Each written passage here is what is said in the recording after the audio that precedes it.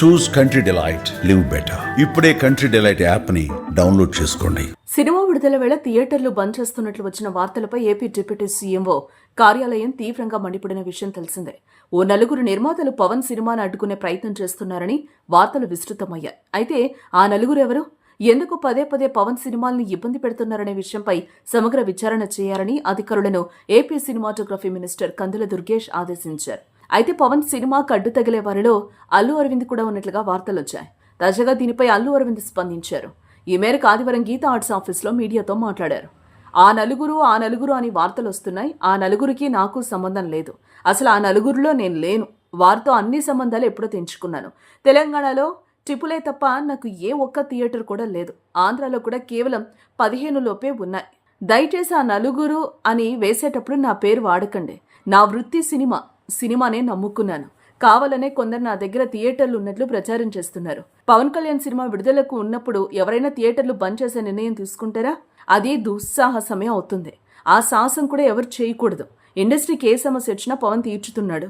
అలాంటి వ్యక్తిని ఇబ్బంది పెట్టడం సరికాదు. గతంలో పవన్ కళ్యాణ్ను తాము కలిసినప్పుడు సీఎం చంద్రబాబును కలవాలని తమకు పవన్ చెప్పారు. కానీ కొందరు కలవకుండా నిర్లక్ష్యం చేశారు. అందువల్ల లేట్ అయింది. ఏ వ్యాపారమైనా సవ్యంగా ఉండాలనే ప్రభుత్వ సహకారం తప్పనిసరి. కష్టం వచ్చినప్పుడు వెళ్లి కలిస్తే ప్రభుత్వాలు తీరుస్తాయి.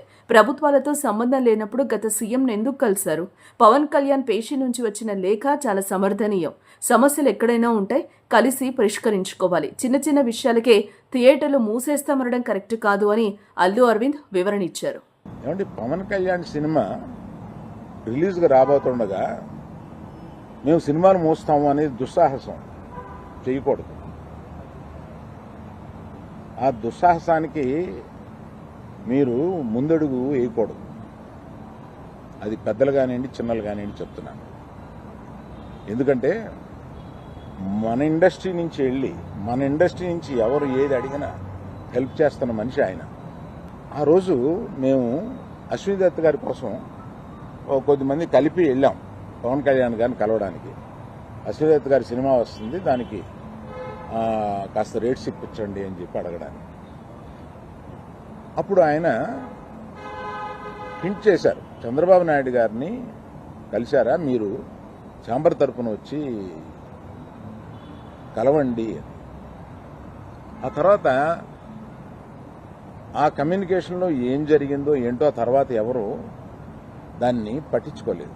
నేను ఒకళ్ళిద్దరితోటి ప్రస్తావిస్తే, చంద్రబాబు నాయుడు గారు మాకు తెలిసిన ఆయనే కదా, పవన్ కళ్యాణ్ గారు మాకు తెలిసిన ఆయనే కదా, మేము వెళ్ళి పని చేయించుకుంటున్నాం అన్నారే తప్ప ఛాంబర్ వారు కానీ ఏ సంస్థ కానీ వెళ్ళి అఫీషియల్గా మనం అందరం వెళ్ళి కలిసి కష్టం వచ్చినప్పుడు కలవడం వేరండి.